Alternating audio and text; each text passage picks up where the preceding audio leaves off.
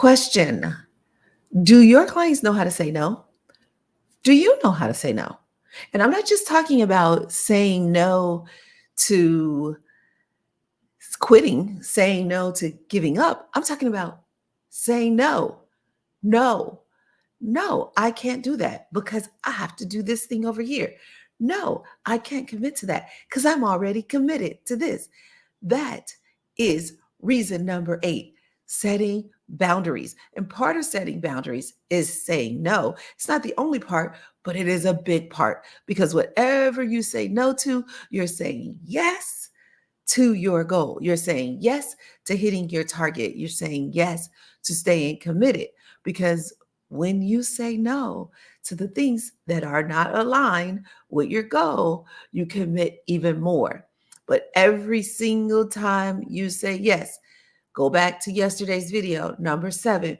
We talked about not knowing how to differentiate which opportunities are right. Every time you say yes because you are afraid of missing out or you're just trying to keep up appearances, or this one, people don't say no because they're trying to be nice. There's been studies done that people do not want to say no. They just don't want to do it because no has a bad rap. No is supposed to be a negative word, but it's not. It's actually a very kind word. If I say no, I'm being kind to myself. Yes, and it is okay to be kind to yourself. You can tell your clients this, you can tell yourself this because many trusted advisors don't know how to tell their clients no. And when you don't tell your clients no, you put them in a position for them to quit. And if they quit, it costs you. It costs you money, it costs you reputation, it costs you a lot. And you don't want that to happen. So, here's what's going to happen. You are going to help your clients set boundaries. Set boundaries. First of all, you're going to do it by example. You are going to set boundaries because why are your clients calling you at a time when you're supposed to be focusing on your self care? Why are you in the sauna on a phone call? Oh, did that sound oddly specific? Yeah, it was. That's because I did that. And so I know how to say no because sauna time, that's my time. I am not going to be on the phone with you while I'm in the sauna anymore because now I know sauna time is my time. Why can't you say no to your clients? Why are they dependent on you? Sometimes you just have to say, you need therapy. And I know you're thinking that's a mean thing to say. That is not a mean thing to say about somebody to somebody. That is to say you care. I care about you so much that I want you to be at your peak potential. And in order for you to be at peak potential, you need therapy because therapy is not about weakness, it's about completeness. And completeness is going to get you to your highest potential. It is going to help you unleash your full financial potential. So if you want to make a little bit of money or just some money or just enough money, then be average. But if you want your full financial potential and you want money coming pouring at you, then you got to be at peak potential mentally, physically, all the things. That's you and your clients. But let's give a little bit of detail to this because one of the reasons why I see my clients don't want to say no to their people is they want to be nice, right? I just mentioned that. They feel like they're being mean when they say no. Maybe they don't understand that they're saying yes to something else. Maybe they don't know how to explain to the person why, because we need to go back to that support. I think that was number 2. Go back to support. They don't have the support and they haven't told them what their why is. I think that's number 5.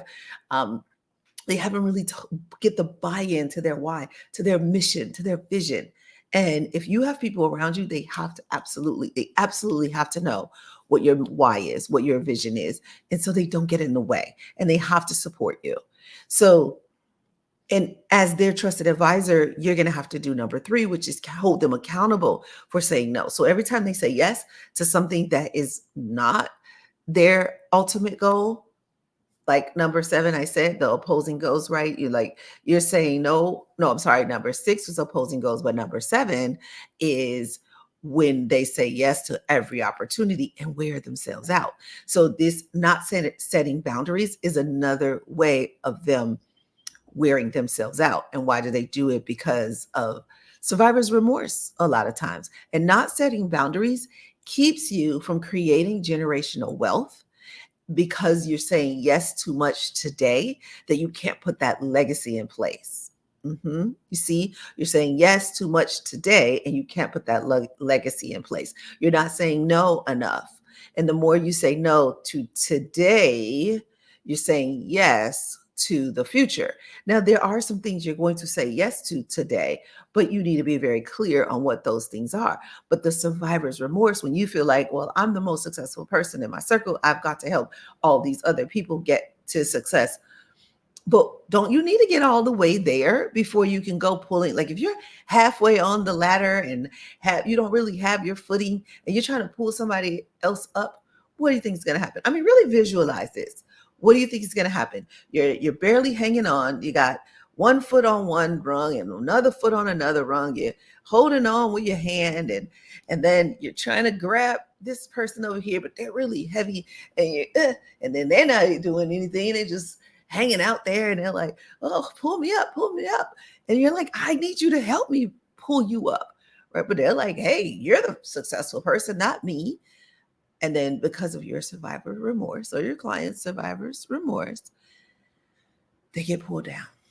And they get pulled down again and again and again. And you've seen it. You've seen the news reports. You may have had a client experience this yourself, or you yourself may have done this. But let me tell you something, my dear. There's nothing to feel guilty about. You've put in the work. You've done it. You are the chosen one. And bigger than that, you've heard me say it before. They say all men are created equally. Whether that's true or not, some stay ordinary while others evolve into extraordinary. Extraordinary. There's no reason for you to feel guilty for being extraordinary. Even if you're not all the way there yet, you're in training for extraordinary. And if you say no, you're saying yes to extraordinary. But if you don't say no enough, you're giving away your power. Now, sometimes you're not saying no enough right on the field, on the court, on the golf course, right? You're not saying no enough, and you're giving up your power to your opponent. You're giving up your power and you're losing. But losing is not an option. Failure is not an option. And part of the reason why you're willing to quit is because failure is an option for you. Losing is an option for you. Oh, which brings me to number 9. Oh my God. If you think number 8 is good, talking about these boundaries, and I get it. Talking about boundaries, it's kind of like this cliche mental health conversation, right?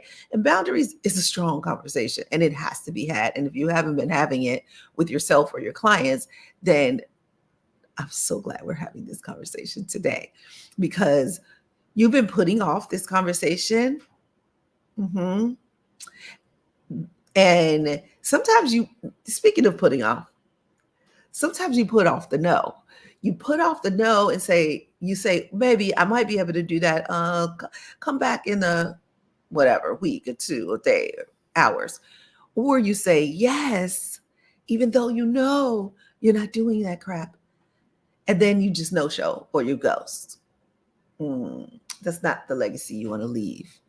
Be a person of integrity, man, woman of integrity, and just say no now. Say no now. Don't put off the no.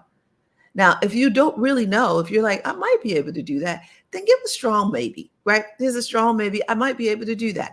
Call me on Thursday and I'll be able to tell you for sure. But when Thursday comes, answer that call and you say yes or no. If you have put a mirror up, like I said yesterday, put a mirror up and you reflect back, yes, this is in line with my goal. This does not take away from my goal. This does not distract me. I can do this.